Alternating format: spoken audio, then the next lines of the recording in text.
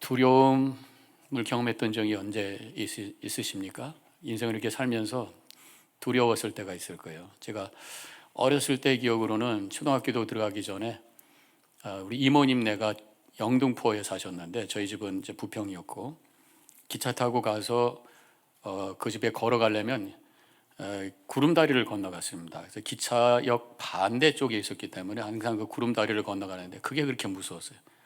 왜냐하면 계단이 이렇게 올라가는데 이게 뚫려 있단 말이에요. 발을 빠질 것 같이, 절대 빠지는 것도 아닌데도 보이니까 무서웠고, 또 거기에 그때 증기기관차가 있었던 기억입니다. 시커멓게 그냥 꽥하면 얼마나 무서운지. 영등포 임원에 간다 그러면은 반가우면서도 걱정이 앞섰던 그런 기억이 납니다. 나이가 들어서 이제 대학을 가서 세상의 권력이 얼마나 무서운지를 또 경험했던 적이 있어요. 그때 80년대 막 계엄이 선포되고 삼천 교육대 막 잡아가고 이랬을 때 학교에 갔다 집에 가는 길에 기찻길 건널목을 잘못 건넜다고 날 잡아가지고 초소에다가 1시간을 가둬놓고, 이제 너 백차가 와서 잡아가면 삼천 교육대 간다 그래가지고 거기서 막 뚝뚝 눈물을 흘리면서 기다렸던 적이 있어요. 그러다가 집에 가라고 그래서 집에 가서도 계속 전화 온다고 그래서 걱정하고 있었는데 아무것도 아니었어요. 그러고 나서 이제 목회를 시작하면서, 처음에 단독 목회를 하면서 막 교인들이 처음에 가니까 떠나고 막 어렵고 그랬을 때, 이러다 목회 시작도 못하고 실패하는 거 아니까 이 실패에 대한 두려움으로 굉장히 어려웠던 그런 경험, 기도하면서 극복하고 또 하나님의 은혜로 교회가 성장했지만 그 당시에는 너무너무 힘든 어떤 그 두려움의 경험이 있었습니다. 그리고 얼마 있다가 이제 몇 년 후에 우리 친구 중에, 한국에 있는 친구들 중에 한 친구가 뇌암 4기 판정을 받고 결국은 세상을 떠났지만, 그 과정 속에 친구들하고 이메일로 자기의 심정을 나누는 거예요. 그러면서 죽음이라고 하는 것에 대한 공포, 두려움 이런 것들을 이제 시해하면서 그 실감났던 그런 경험도 있습니다. 이런 두려움이라고 하는 것이 늘 우리의 마음에 여러 가지 이유 때문에 또 여러 가지 상황 속에서 생기게 되는 것을 경험하게 되죠. 근데 두려움이라는 게 왜 생기는가? 두려움에 보면은 선천적으로 우리 가운데 두려움이라고 하는 감각을 하나님이 넣어주신 것도 있다고 생각이 들어요. 오히려 두려움을 통해서 위험을 피할 수 있도록 긴장감을 주신다는 거죠. 예를 들어서 돌멩이가 날아오면 그 맞을까봐 두려워가지고 피하게 되는 거예요. 근데 돌멩이가 와도 하나도 안 두려워. 갖다 머리를 대면 어떻게 하겠어요? 돌아가시는 거지. 그러니까 두려움도 어떤 면에서 그런 어떤 긍정적인 면도 있어요. 그런데다가 그렇지만 또 두려움은 어떤 심리적인 이유가 있습니다. 개한테 한번 물린 경험이 있는 사람은 개가 너무 무서워요. 개를 못 키웁니다. 또 사람한테 크게 상처받은 사람들은 쉽게 다른 사람들에게 마음의 오픈을 여지를 못해요. 그래서 두려운 거예요. 그런데다가 이 두려움에는 우리의 존재 저변에 끌고 있는 어떤 영적인 두려움이 있다고 생각합니다. 뭔가 미래에 대한 막연한 두려움, 뭔가 잘못될 것 같은 두려움, 잘 되면 실패할 것 같은 두려움 등등 여러 가지 두려움, 그것은 인간의 어떤 한계성, 인간의 죄성에서 나오는 그런 영적인 두려움이다, 이렇게 생각을 해보게 돼요. 그렇지만 아무튼 어떻든 이 두려움이라고 하는 것은 우리를 위축하게 만들고 생명을 가둬버리고 우리를 힘들게 합니다. 어떤 경우는 두려움 때문에 목숨까지 잃는 경우도 있더라고요. 아주 오래된 한국에서 일었었던 일인데, 어느 교회에서 수양회를 갔답니다. 청년부가. 그런데 그 수양관이 숲속 깊은 곳에 있었어요.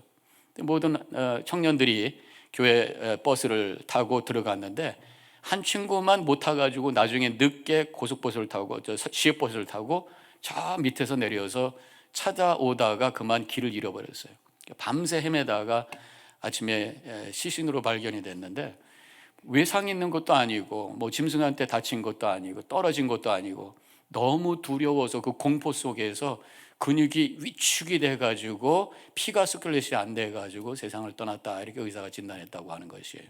이렇게 두려움이라고 하는 것은 우리를 생명을 묶어버리는 그러한 힘이라는 것을 보여주고 있습니다. 이 두려움이라고 하는 것이 이렇게 어떤 일에 대한 두려움, 어떤 상황에 대한 두려움, 또 사람에 대한 두려움도 있잖아요. 사람들 앞에 서는 것이 두려움을 줄 수가 있습니다. 지금 이 자리에 여러분들 여기 앉아서서 저만 쳐다보잖아요. 그러니까 한 사람 쳐다보니까 두려워요? 하나도 안 두렵죠. 한 사람을 보니까. 근데 만약에 여러분 계시면 한번 나와서 서보세요. 어떤가? 다리가 후들후들 떨릴 수 있어요. 모든 사람들이 나만 쳐다보니까.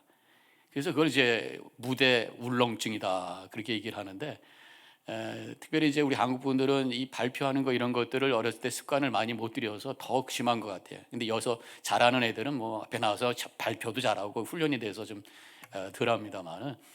그래서 지난주에 우리 교회에서 유치원 졸업식이 있어가지고 이제 참여를 했는데, 해마다 유치원 졸업식 때 부모가 나와서 엄마가 나와가지고 꼭 그 글을 하나 읽어서 이렇게 선생님들한테 고맙습니다 그런 글을 읽는데, 때마다 보면 나와서 울어.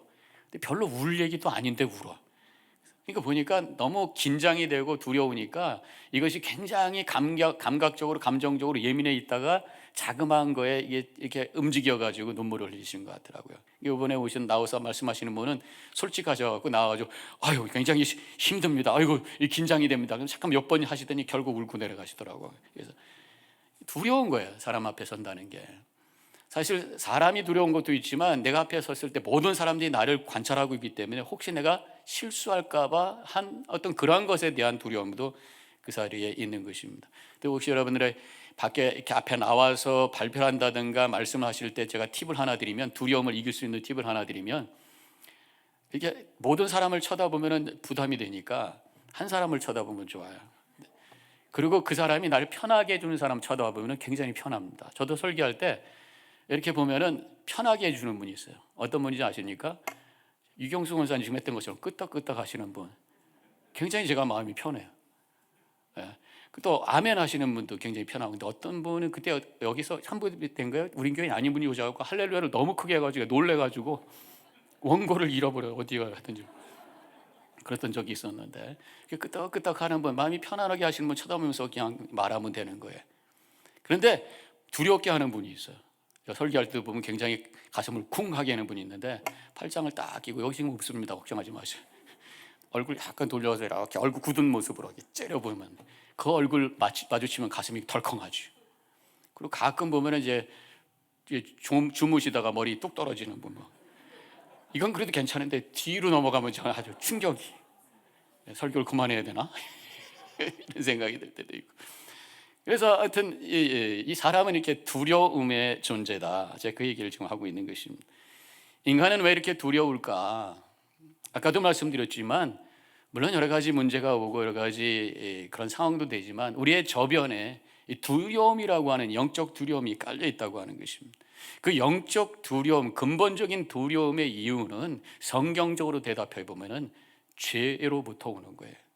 하나님으로부터의 분리에서 오는 거예요. 하나님으로부터 분리를 우리는 영적 죽음이라고 합니다.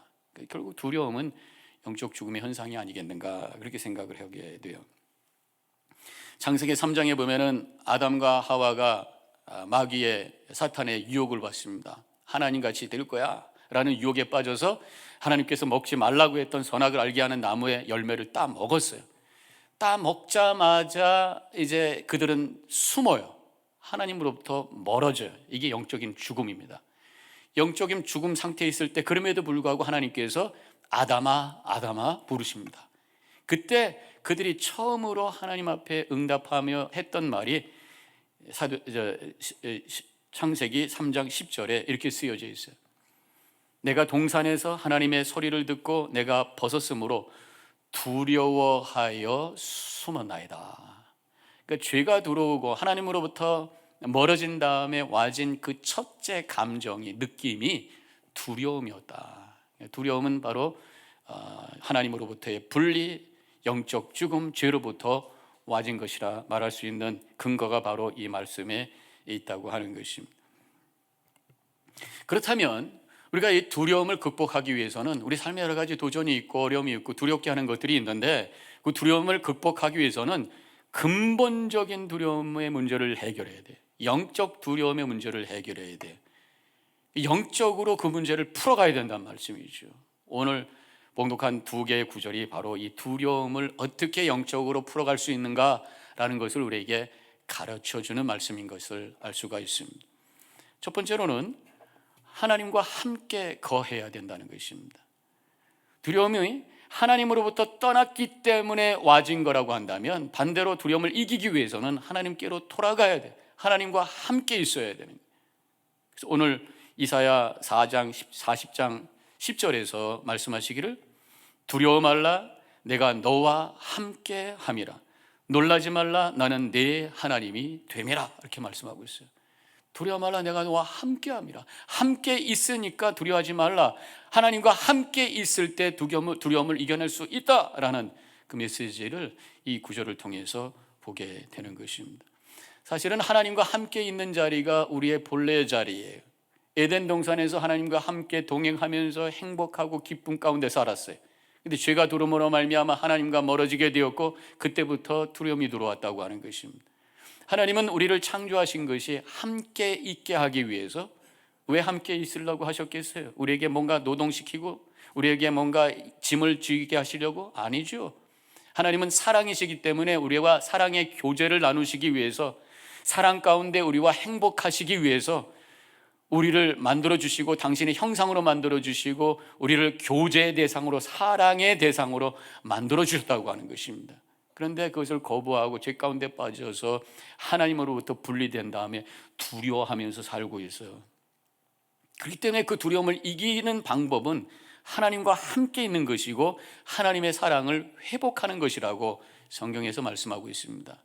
그래서 요한복음 요한 1서 4장 18절에 이렇게 쓰고 있습니다. 사랑 안에 두려움이 없고 온전한 사랑이 두려움을 내어 쫓나니. 그렇게 말씀하고 있어요. 온전한 사랑이 두려움을 내어 쫓는 능력이다. 그렇게 말씀하고 있습니다. 이 말씀을 묵상하면서 우리 사람들이 두렵고 또 어떤 위기가 오면은 사람 서로를 찾아요. 그래서 같이 이렇게 있다가 위험이 오면은 서로 막 부둥켜 안고 그렇잖아요. 또 어떤 그 두려움 속에서 사람들이 뭐 갱에 갇혀서 죽었다든가 그러면 서로 부둥켜 안고 있다가 죽었다든가 서로가 막 의지하고 서로 사랑. 그래서 그것을 통해서 이 두려움을 이겨내려고 하는. 그렇지만 인간은 한계가 있어요. 인간은 능력이 없어요. 인간의 사랑은 부족해요. 그러나 온전하신 하나님의 사랑이 우리 안에 거할 때에 우리는 어떠한 두려움도 이겨낼 수 있는 능력이 우리 안에 있게 되는 줄로 믿습니다. 하나님과 함께 있고 그 하나님과 사랑의 교제 속에 사는 것. 근데 문제는 하나님은 보이시는 분이 아니란 말이에요. 그래서 믿음이 아니고서는 그분의 존재와 그분의 임재와 그분의 사랑을 느낄 수가 없어요. 믿음을 통해서 주님과 영적으로 교제하고 믿음을 통해서 하나님의 사랑을 경험하면서 두려움을 이겨내는 우리 성도님들이 되시기를 축원합니다. 근데 하나님께서 우리에게 보이는 분으로 다가오신 사건이 있어요. 그게 바로 예수 그리스도의 사건, 성육신의 사건. 예수님의 이름을 또 한 가지 성경에서 언급하고 있는데 바로 임마누엘, 하나님이 우리와 함께 계시다라는 의미죠. 예수님께서 이 땅에 오심으로 말미암아 하나님이 우리와 함께 하시다고 하는 것을 보여주셨어요. 그런데 문제는 예수님께서 33세에 부활하신 다음에 하늘로 승천하셔서 가버리고 마셨어요. 그렇지만 예수님은 다시 그분의 영으로 이 땅에 오셔서 성령으로 우리 가운데 오셔서 당신의 몸된 어떤 것을 세우셨는데 그것이 바로 교회라고 하는 것입니다. 성경에서는 분명히 교회를 그리스도의 몸이라고 정의를 하고 있어요. 그다음에 이 교회를 통해서 하나님이 우리와 함께 하신다고 하는 것을 넉넉히 체험할 수 있는 은혜의 통로가 되는 줄로 믿습니다. 교회에서 예배드릴 때에 또 교회에서 기도할 때에 우리가 주님을 찾을 때에 하나님이 우리와 함께 하심을 경험할 수 있게 되고, 더 나아가서 교회라고 하는 것은 빌딩이 아니잖아요. 사람이 성도들과 함께 코이노니아 서로 교제할 때에 하나님이 우리와 함께 하시고 하나님의 사랑을 경험하게 하시고, 그래서 우리에게 도전하는 많은 걱정과 근심과 두려움을 이겨낼 수 있는 능력을 하나님께서 허락해 주시는 줄로 믿습니다. 그래서 성도님들은 함께 서로 마음의 문을 열고 교제하셔야 돼요. 우리 성도들은 여러 가지 걱정과 근심이 올 때 물론 먼저 하나님을 찾고 무릎 꿇고 기도해야 돼요. 하나님이 나와 함께 하신다고 하는 믿음의 고백을 해야 됩니다. 더 나아가서 성도들과 함께 마음의 문을 열고 내가 아픈 문제, 여러 가지 걱정과 근심을 쉐어하면서 서로 중보해주고 서로 격려해주면서 함께 나아갈 때에 하나님이 나와 함께 하시고 나를 인도하신다고 하는 그 확신 속에서 그런 모든 어려움을 이겨낼 수가 있는 것이에요. 오래전에 제가 한국 드라마를 이렇게 보다가 미국에 오래 살다 보니까 이제 한국에 있는 그런 유행어 이런 걸 잘 몰라가지고 처음에 오해했다가 나중에 알았던 것이 있는데, 이게 직장 생활하던 분들이 이제 퇴근하면서 아이 우리 나가서 한잔 하자 그랬더니 그래 오늘 우리 알밤 까자 그러더라고요.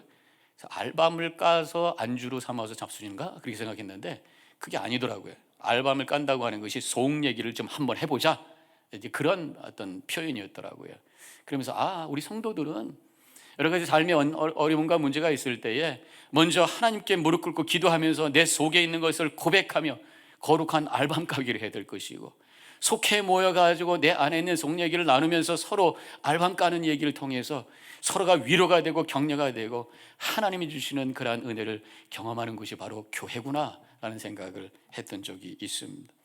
우리 뉴저지연합교회 모든 성도님들 그냥 겉으로만 안녕하세요 그런 어떤 매너, 어떤 예의만 차리는 그러한 성도들이 아니라 속회로 모여서 내 속에 있는 그런 여러 가지 이야기를 나누며, 그래서 주님의 은혜를 서로 나누고 하나님의 함께 계심을 경험하면서 이 여러 가지 도전이 많은, 특별히 사탄 마귀가 우리를 넘어뜨리려고 하는 그런 영적인 공격 앞에서 서로 함께 격려하고 세우고 함께 걸어감으로 말미암아 승리하여 하나님께 영광 돌리는 우리 모든 유저지 연합교회 성도들이 되시기를 축원합니다. 두 번째로 우리가 이 두려움을 어떻게 이기면 되겠는가? 첫 번째로는 하나님과 함께 해야 된다 말씀을 드렸고, 두 번째는 그분의 약속의 말씀을 믿어야 돼요. 오늘 시편 이사야 40장 10절의 뒷부분에서는 41장 10절 내가 너희를 굳세게 하리라, 참으로 너를 도와주리라, 참으로 나의 의로운 오른손으로 너를 붙들리라, 그렇게 말씀하셨어요. 굳세게 하리라, 도와주리라, 붙들리라. 하나님께서 약속의 말씀을 허락해 주셨습니다. 믿음은 이 약속의 말씀을 아멘으로 믿고 나와 동행하시고 나를 붙잡아 주시고 나를 세워주심을 믿고 담대하게 나가는 것이 바로 믿음인 줄로 믿습니다. 그래서 믿음은 하나님의 약속의 말씀을 붙들고 나가는 것이다, 이렇게 정의할 수 있어요. 구원의 확신도 마찬가지입니다. 구원의 확신이 뭡니까? 지금 내가 세상을 떠나더라도 내가 하나님의 나라의 천국에 연락될 줄로 믿습니다, 고백하는 것이 구원의 확신이에요. 구원의 확신도 내 스스로 생각하고 내 스스로 논리적으로 또 내가 어떤 느낌인가 그렇게 해가지고는 확신을 가질 수가 없어요. 우리 인간의 생각과 우리 인간의 논리라고 하는 것은 그저 보이고 만지고 하는 이 물질적인 세계에 국한되어 있단 말이에요. 그러니까 우리의 생각과 우리의 지식은 한계가 있어요. 근데 하나님의 영역은 이 한계를 뛰어넘는 영적인 영역이고 영원한 영역이고 신비의 세계예요. 그것을 어떻게 우리의 논리로, 우리의 머리로 알 수가 있냔 말이죠. 그래서 하나님께서 말씀을 주셨는데 그 말씀을 우리는 계시다, 이렇게 얘기합니다. 이 계시는 우리가 알 수 없는 그 영역의 문을 여셔서 하나님께서 우리에게 선포하신 그 말씀, 그래서 그 계시는 논리와 내가 이해력을 가지고 받는 것이 아니라 믿음으로 받는 거예요. 이해돼서 믿는 것이 아니라 믿음으로 받을 때 성령께서 역사하셔서 그것이 이해가 되고 그것이 능력이 되고 그것이 확신이 돼서 자신감 있게 영혼을 향해서 걸어가게 되는 줄로 믿습니다. 구원의 확신, 우리 성도님들 중에서 아직도 구원의 확신이 없는 분이 계시다면 심각하게 생각하셔야 돼요.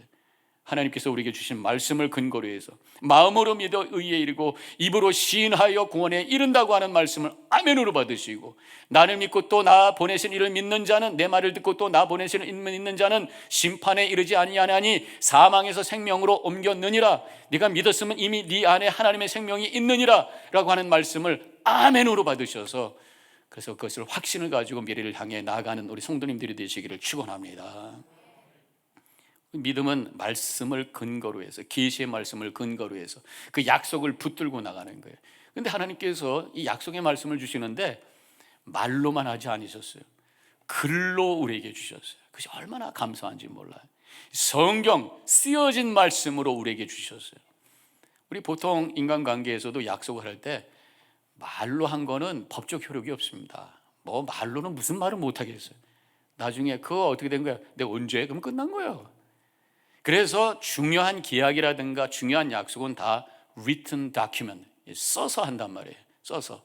그리고 중요한 약속도 어떤 공적인 약속, 공문서로 하는 거예요. 써서 줘야 돼. 하나님께서 말씀을 하시고 그 말씀을 그냥 소리로만 주신 것이 아니라 써서 written document으로 우리에게 주셔서 그 말씀에 대해서 책임져 주신다고 우리에게 성경을 허락해 주신 줄로 믿습니다. 그 성경을 꼭 붙잡고 확신 가운데 걸어가는 게, 그것이 바로 믿음이라고 하는 것이죠.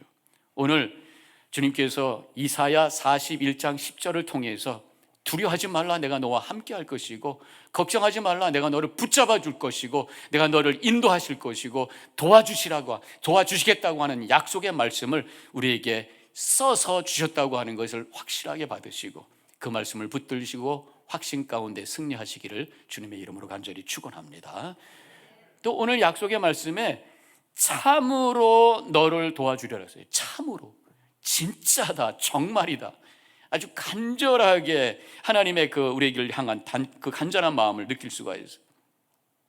지금 이 말씀을 듣던 이스라엘 백성들의 상황은 바벨론 포로로 잡혀가 있을 그런 상황이에요.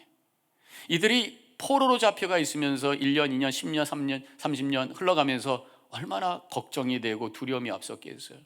이러다가 이상 우리가 민족도 다 없어져 버리고 그냥 우리 후손들 여기서 남아서 그냥 노예가 되어버리는 건 아닌가, 영영 집에 들어가지 못하는 건 아닌가, 미래에 대한 두려움, 걱정, 근심, 이러고 있을 때 주님께서 내가 너와 함께 할 것이고 두려워하지 말라, 정말로 내가 너를 도와주겠다, 그렇게 주님께서 말씀하고 있는 것이 바로 이 말씀의 표현인 것입니다. 그런데 우리 하나님께서 이렇게 도와주시겠다고 하는 말씀을 그렇게 간곡히 하시는 이유가 뭘까? 이 말씀 바로 앞에 있는 이사야 41장 9절에 있는 말씀을 보니까, 너는 나의 종이라 내가 너를 택하고 실어버리지 아니하였다 하였노라. 내가 너희를 택했기 때문이다. 내가 너희와 언약을 맺었기 때문이다. 내가 너희들과 약속했기 때문이다. 그렇게 말씀하고 있는 것입니다. 하나님께서 우리에게 내가 너희를 참으로 도와주겠다라고 약속하시는 이유는 바로 선택한 하나님의 백성이 되었기 때문인 줄로 믿습니다. 우리가 이 자리에 있는 것도 바로 하나님께서 우리를 택하셨기 때문에 이 자리에 있는 줄로 믿습니다. 하나님께서 우리를 특별한 사랑으로 함께 해주심을 믿고 어떤 상황 속에서도 흔들림이 없이 승리하시기를 주님의 이름으로 간절히 축원합니다.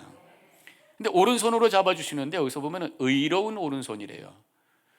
왜 오른손일까? 예수님은 오른손잡일까? 오른손이 더 머슬이 커서? 성경에 보면 오른손으로 하나님께서 오른손을 말씀하실 때 축복하는 의미로 나와 있어요. 또한 여기서는 의로운 오른손이라고 그랬습니다. 우리를 의롭게 하시는 손이라고 하는 것이에요. 그래서 우리가 여러 가지 어려움이 있고 문제가 있고 두려움이 앞설 때에 주님의 의로운 손이 나를 붙잡을 수 있도록 내가 나를 맡겨야 된다라는 의미가 그 속에 담겨 있어요.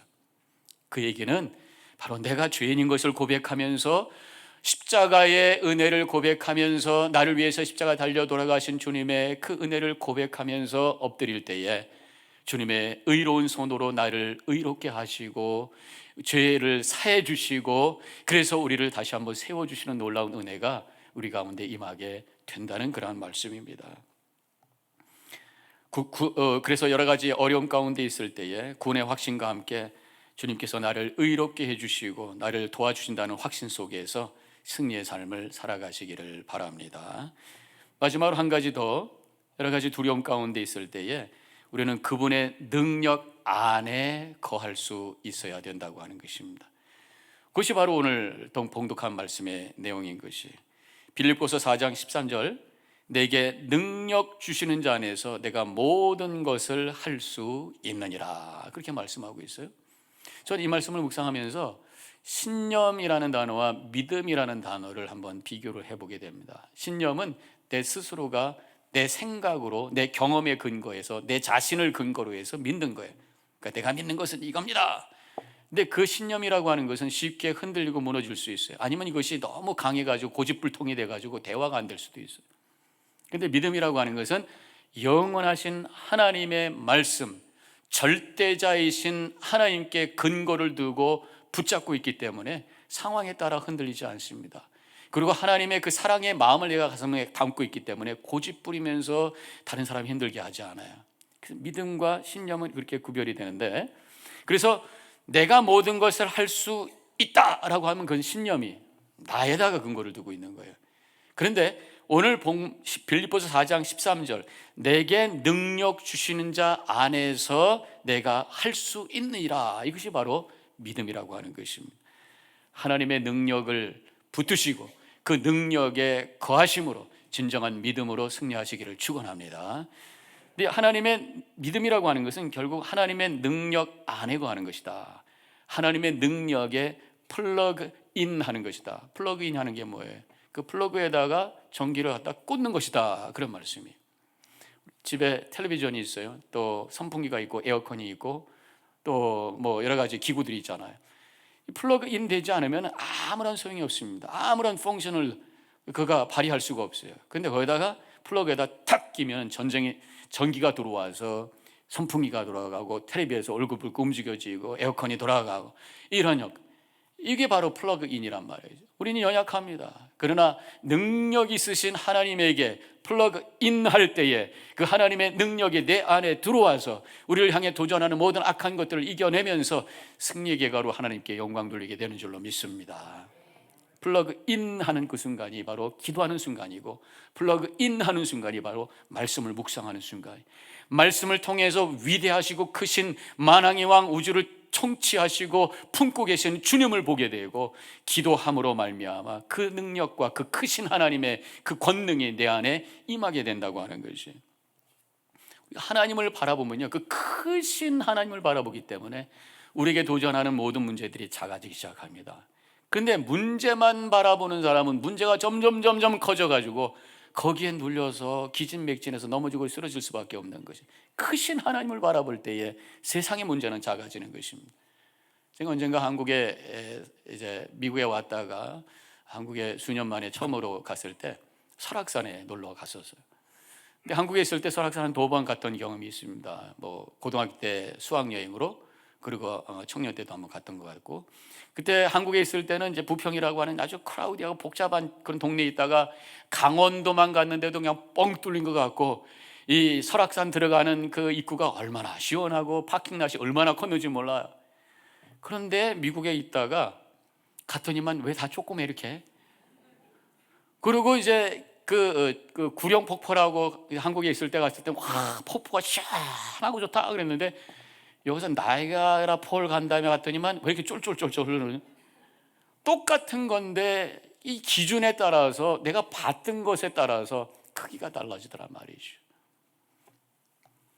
우리가 누굴 보느냐, 문제만 보면 그 문제는 커요. 그러나 크신 하나님을 바라봤을 때 그 문제는 별거 아닌 것이 되는 줄로 믿습니다. 민수기 13장에 보면은 이스라엘 백성들이 광야에서 가네스 바니아에서 이제 가나안 땅을 정탐하러 12명을 보냅니다. 10명은 돌아와가지고 큰일 났습니다. 안악자손 너무 커요. 우리가 메뚜기입니다. 큰일 났습니다. 근데 12명, 나머지 2명 여호수아와 갈렙은 갔다 오더니만 그들은 우리의 밥입니다. 나가십시다. 그렇게 얘기를 해요. 똑같은 안악자손을 보고 와가지고 하나는 메뚜기라고 그러고 하나는 그들은 밥이라고 그러고. 왜 그랬을까요? 갈렙과 여호수아는 하나님을 바라봤어요. 하나님의 말씀을 붙들었어요. 그랬더니 그 사람은 작게 보인 거예요. 근데 10명은 안악 자손만 봤어요. 그리고 자신들과 비교했어요. 그랬더니 자신들이 너무 메뚜기 같았던 거예요. 우리 믿음의 성도들은 하나님만 바라보시기를 축원합니다. 크신 하나님, 창조주이시고 만왕의 왕이시고 만주의 주이시고 우주를 통치하시고 모든 우주를 품고 계신 그분이 나의 하나님이시라고 하는 것을 바라보면서 믿음으로 그분을 바라볼 때에 우리는 어떤 문제도 넉넉히 이길 수 있는, 어떤 두려움도 이길 수 있는 그 능력이 우리 안에 있게 되는 줄로 믿습니다. 행크 프레들링이라고 하는 네덜란드 전직 장관의 이야기를 제가 어떤 그 예화집에서 읽었는데, 그분이 젊었을 때 2차 세계대전이었었는데 독일에 항거하는 네덜란드 저항군으로 일을 했다는 것입니다.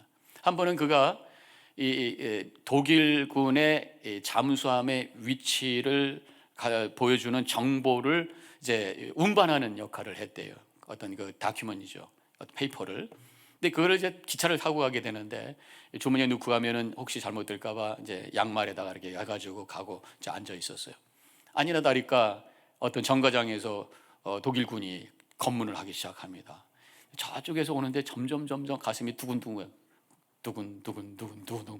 얼굴이 막 그냥 사색이 되고 굳어지기 시작하고 이러다가 큰일 나겠다. 어떻게 해야 될까? 그러다가 창밖을 바라봤어요. 저 하늘을 쳐다봤어요.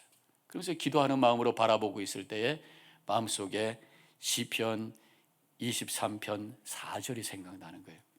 내가 사망의 음침한 골짜기로 다닐지라도 해를 두려워하지 않을 것은 주께서 나와 함께 하심이라. 이 말씀이 생각나면서 그 말씀을 묵상하면서 하나님을 바라볼 때에 그 마음이 녹아지기 시작합니다. 그 순간 그는 이렇게 기록을 했어요. 갑자기 무서움이 사라졌습니다. 두려움의 사슬에서 풀려난 것입니다. 그래서 나는 이렇게 생각했습니다. 올 테면 와라. 그들이 내게 무슨 짓을 하겠느냐. 이런 담대함이 생겼어요.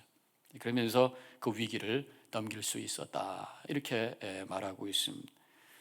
군인들만 바라볼 때 두려웠지만 세상을 창조하시고 섭리하시는 하나님을 바라봤을 때 담대하게 그 문제를 이길 수 있었다고 하는 것입니다. 우리 성도님들, 이제 우리의 삶에 계속해서 도전되는 여러 가지 어려움이 있을 수도 있습니다. 우리를 두렵게 하는 것이 있을 수도 있습니다. 그때마다 문제만 보지 마시고 우리 하나님 바라보시고 그 말씀을 붙드시고 그분의 능력 안에 거하심으로 말미암아 모든 것을 넉넉히